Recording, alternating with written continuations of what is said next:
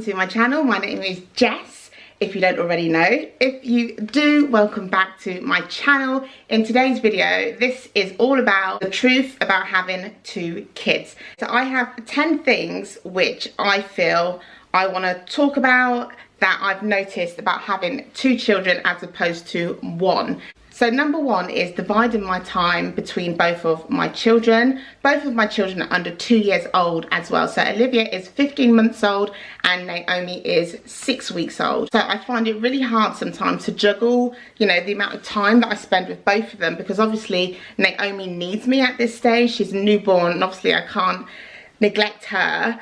And at the same time, I don't want to neglect Olivia either. But this time I do have to spend with the newborn, and yeah, I have to try and spend as much time with Olivia as I can, which is really, really difficult. Olivia is at that stage, she's a toddler, she wants to play, she needs entertaining, and obviously because we are in COVID, we don't really go out anywhere, you know, because of the restrictions and things like that. So I have to try and entertain Olivia at home by myself, with Naomi as well, because Ilko is back at work. So it's really, really difficult to really spend that time with Olivia as well as look after this little one. Following on from that, the next point is mum guilt. Now, I didn't really understand what mum guilt was, and I feel that I do get mum guilt because, you know, I don't get to spend that time that I did with Olivia. So one of the things which is really difficult is Olivia now has her own room. So me, Ilko and Naomi, we share a room, and then Olivia is by herself. So I feel really bad when she cries in the night and stuff like that. She never used to do that, by the way, but she started doing that of recent. And the thing is, normally if she cries when she was in the room, we'd put her in our bed with us. Well, we can't really do that now because it's just too difficult with Naomi. We have a co-sleeper. It's just too difficult and it's just too cramped, you know. So Olivia's got her own room, and I do find it really difficult just not being able to, you know, just not being able to just meet that need in her straight away. The next thing is that 2 babies are just not the same. Olivia and Naomi, they are very, very different. I've realised that quite earlier on. Olivia is a good sleeper. Naomi, on the other hand, because of, you know, she has colic, which we believe, she also had reflux, so that really affected her sleep, where Olivia didn't really have any of those things. Olivia liked being on her stomach, like you guys know that know my channel. Naomi isn't very keen on that. So yeah, it's just things that I've noticed which they are very, very different. So I'm gonna have to do things differently with Naomi, such as sleep training and all that type of stuff, because it may not work the same as it did with Olivia, and I'm very, very aware of that, and I need to be prepared for that as well. That is not all going to be the same. Moving on from that is that you will end up comparing your children, and I really don't like doing it, but I do it, and it is really tough not to, because, you know, it's a normal thing, isn't it? You compare how things were before to how they are now. I compare the milestones, I compare the hair growth. As you guys can see, Naomi has hair, where Olivia, when she was at this age, she didn't have so much. So yeah, it's like we compare things like that, and I know that we shouldn't, but we do. So yeah, that is one thing which I've noticed that I do a lot, and I really need to not do it, especially in front of them. I don't want them to grow up with a complex. Okay, so another thing is getting out and about.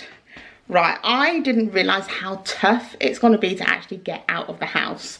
It's so easy to end up stuck in the house and not being able to get out. One thing that you really need to think about is your transport system. If you're driving, I kind of feel like it's not so bad, because you can just put both the kids in the car and you can, you know, go about your day in the car, driving around and stuff. But even that can be quite difficult, because obviously you don't want to leave one child alone. You can't really take both of them. Well, I can't, because Olivia likes to run off, and then you've got a newborn in your hand. You can't run after her with a newborn in your hand. It's really, really hard. So you have to really plan it really well. So what I have resorted to is slings. So I carry Naomi in a sling, and I push Olivia. Olivia doesn't like prams anyway, but I push Olivia in her pink mini.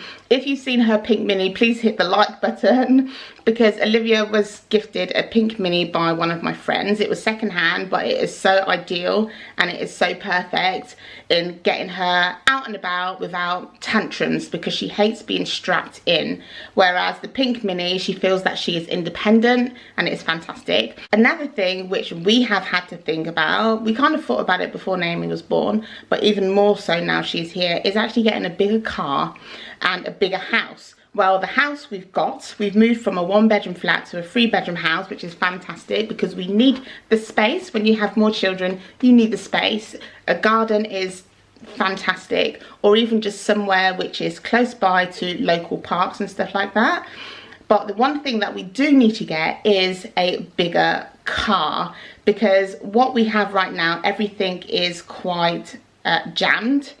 Is jammed the right word? It's quite packed. Compact. So we need a bigger vehicle so that we can fit everything for these 2 girls who have taken over our lives into the car. Another thing is juggling both of these kids together can be really, really tough. I've kind of touched on that a little bit already, like, you know, going to the car with both of them, and it can be quite difficult and so forth, but it is actually quite tough, like in the house, day-to-day stuff, juggling both of these girls at the same time, because for some reason they like to cry at the same time. They both have dirty nappies around the same time.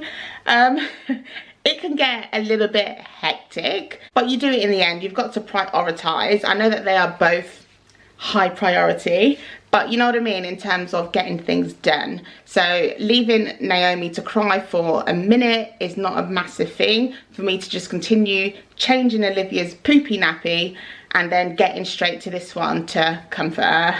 So despite everything that I have said, I feel like this second time round with 2 children, I am more relaxed. I seem to kind of go with the flow, even though times can be quite manic. I'm not as anxious about what to do and things like that. Yeah, I'm more relaxed and I feel like I got this. So yeah, I've got more experience. I mean, I know it's not the same for everybody, but this video is about me and what I have learned from having 2 kids. This is the early stages, obviously, so I'm probably going to do another video in the future because it will obviously change. But at the moment, I am relaxed. I feel like I'm doing really, really well. My husband is well on board. Ilko is well on board. So it is, you know, that's a bonus for us. So yeah, I am more chilled out and relaxed. And I think that's a good thing. Right, last but not least is that having 2 children, it's not as bad as what I thought it was going to be. You know, I feel like, as I said, that I've done really, really well considering the circumstances. The circumstances is that I had Naomi 4 days after we moved to our new property, so it was chaotic, you know, and obviously we have a child who is under 2. So yeah, everything was chaotic. So in terms of the circumstances, I feel like I've done really well. Oh, and also I had a cesarean section, so I was healing up from that as well, which is a major operation. But yeah, so I've done really well, I believe, and I don't think it was as bad as what I thought it would be.